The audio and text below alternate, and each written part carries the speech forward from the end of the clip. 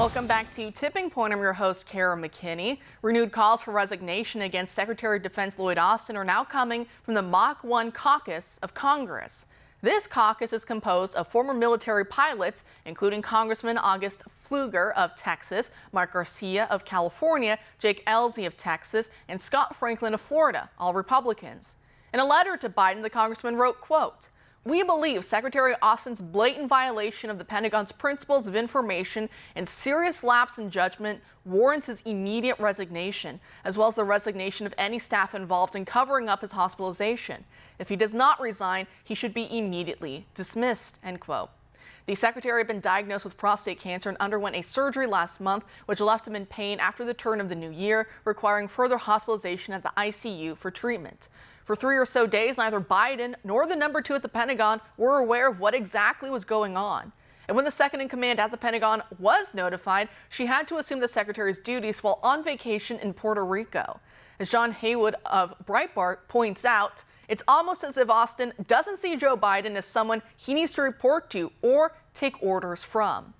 Now, at the same time as the Mach 1 caucus was preparing their letter, Republican Montana Representative Matt Rosendale announced his intentions to file an impeachment resolution against the defense secretary. While he did not necessarily cite the botched disclosure of health, the congressman did point to a worrying trend of dishonesty. He cited other examples such as the Chinese spy balloon allowed to fly over his state unimpeded and the catastrophic withdrawal from Afghanistan to make his case that the secretary was failing to uphold his oath of office. If this impeachment filing does move forward, it'll join the formal Biden impeachment inquiry, the renewal of impeachment proceedings against the DHS Secretary Alejandro Mayorkas, and now warnings from the House Oversight Chairman James Comer that Attorney General Merrick Garland could be impeached if he tries to stonewall efforts to hold Hunter Biden in contempt of Congress for defying a congressional subpoena. Joining us now to discuss is military defense attorney Davis Jans. Davis, thanks for being here tonight. Good evening.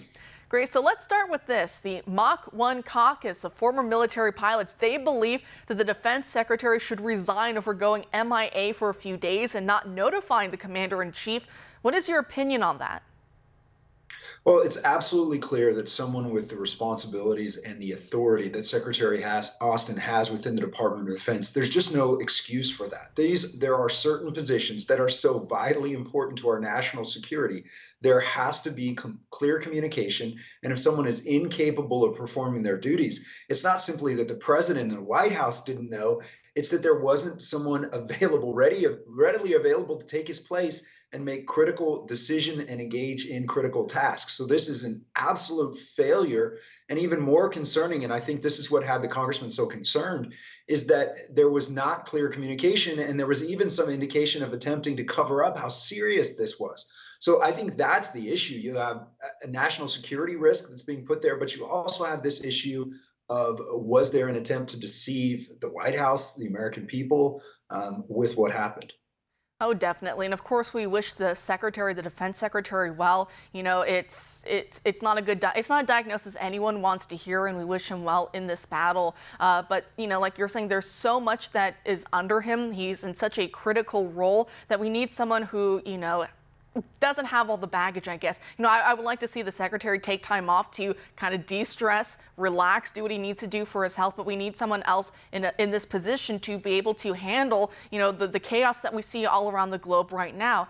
And also, does it speak to the fact that these congressmen, the former military pilots, you know, with all the training that entails, the chain of command is so deeply ingrained into those who serve in the military. So for someone like that who has all that experience to say, hey, you know, the defense secretary, something needs to happen. He needs to resign, take care of his health, and we need someone else in that position. Do you think that also speaks a lot to the urgency and the seriousness of this situation?